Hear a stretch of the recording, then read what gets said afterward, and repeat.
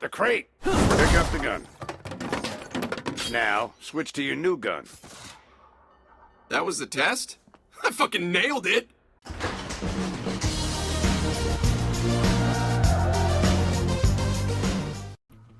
What's up, guys? It's Scrooge from TwinstiqLP. This time I'm here with Sunset Overdrive. This is a PC release.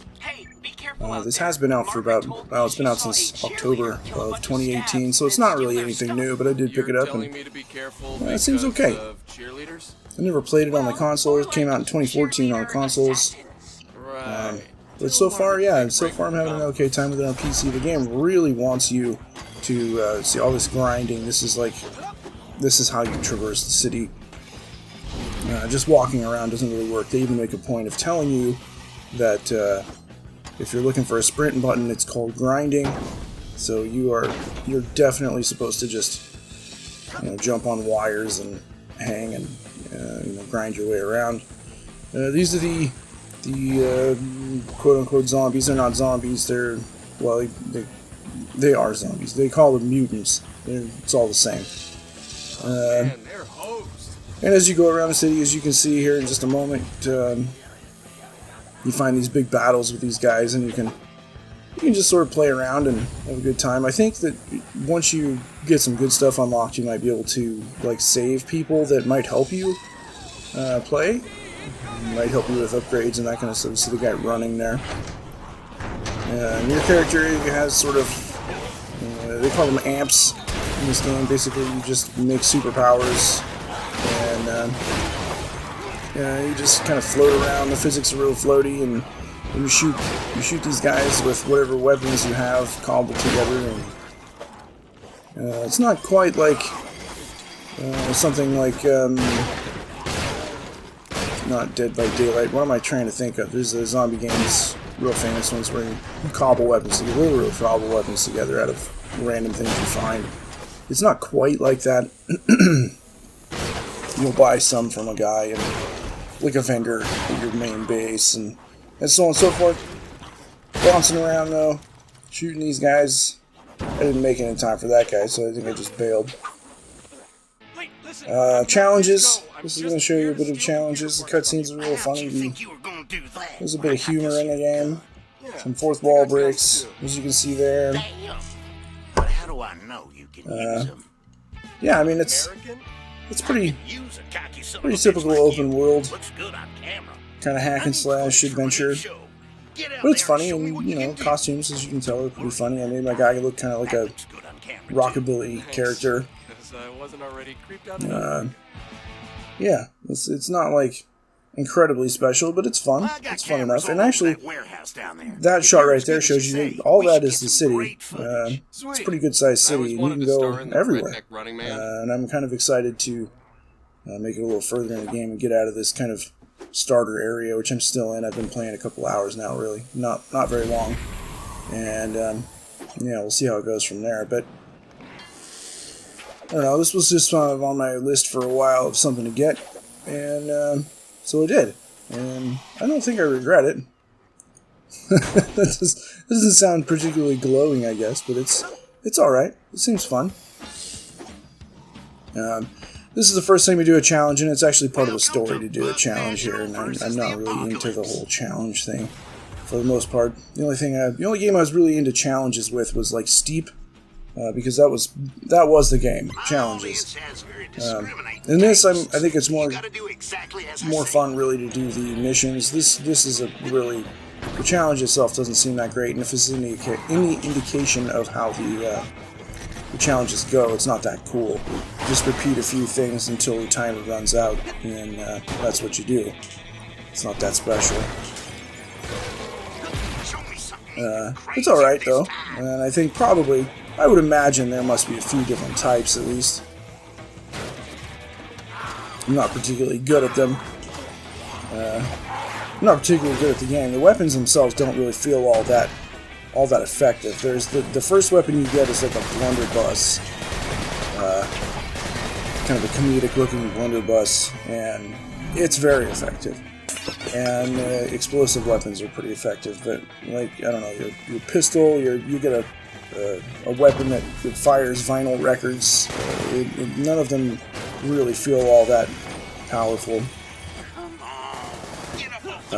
But dying doesn't cost you anything, and it's like an instant respawn. It's almost like there's no reason for your character to even have a health bar. There's no penalty for it, other than I guess the timers may still be running down on you in this case.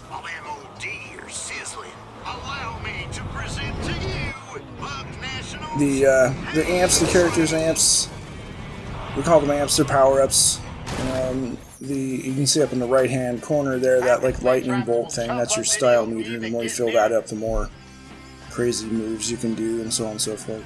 This is where it plays in traps at your base. It has a sort of Orcs Must Die feel to it, I guess, a little bit. Very minor Orcs Must Die feel. The blade traps and the ones that's a fling board on the ground. Enemies walk over that and it fires them backwards.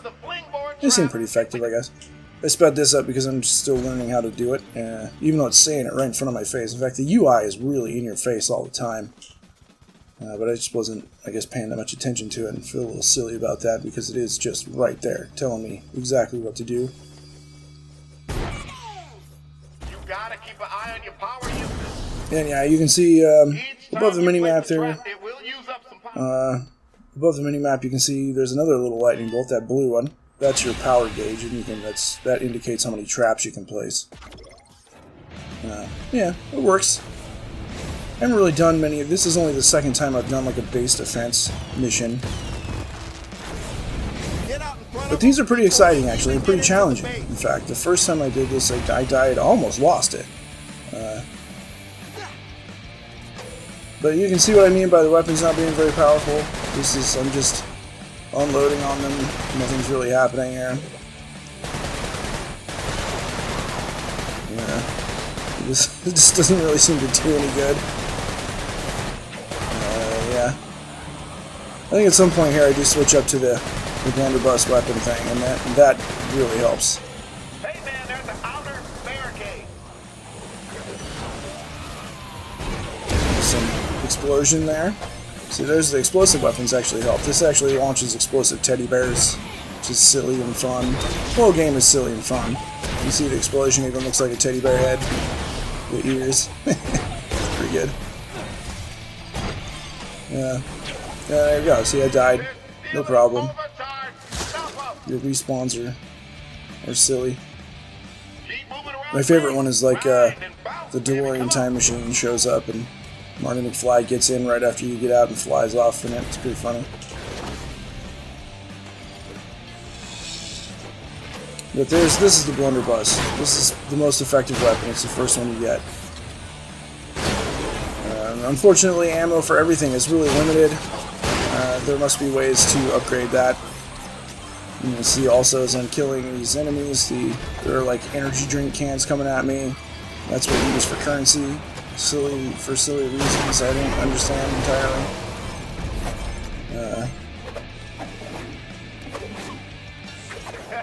Yeah, that's alright. It's pretty fun overall. I will say this, the traversal, all the grinding and jumping from item to item, it is really fluid feeling. It feels good. It's easy to do. They've done a pretty good job, a fair job, I would say, with mouse and keyboard porting. I'm not using a controller here. If you didn't pick that up earlier with the keyboard command showing up on the screen. It does okay. I imagine it probably is more fluid with a controller, but I don't really want to play with one. I much prefer mouse and keyboard over controller for most titles. Some things you have to use controllers for. Dark Souls and that kind of stuff is really so much better with a controller. It works okay, but... Anyway, you can see that they're starting to make it through my defenses now. This is the high fidelity. There's the weapon here. They're launching, like bouncing vinyl records, but again, not really doing any good.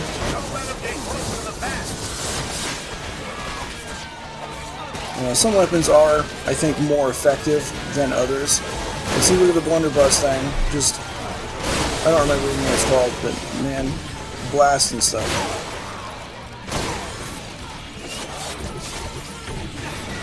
anyway, yeah, you collect currency, buy new stuff, move around. There are more costumes as well, but I haven't really found anything I like beyond what I'm wearing now on this guy. And I think you can completely re-customize your character, though. New faces, new hairstyles, so on and so forth. And pretty much any time you want, which is nice. Character creator is okay. It's not spectacular. But, yeah. I don't know, guys. This is Sunset Overdrive on PC. The release, as I said, has been out since about 2018. I think it's still $20 on Steam. I think it seems worth it. It runs really well, it plays quite smoothly, and I mean, if you're into sort of stereotype open world bashers like this, then you know, go for it. It's not bad at all. Anyway, guys, I've been Screwers from TwinstiqLP. As always, have a great one. Sunset Overdrive. It's all right.